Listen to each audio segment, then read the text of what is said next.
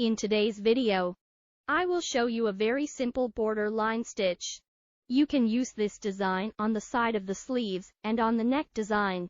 It will look very attractive.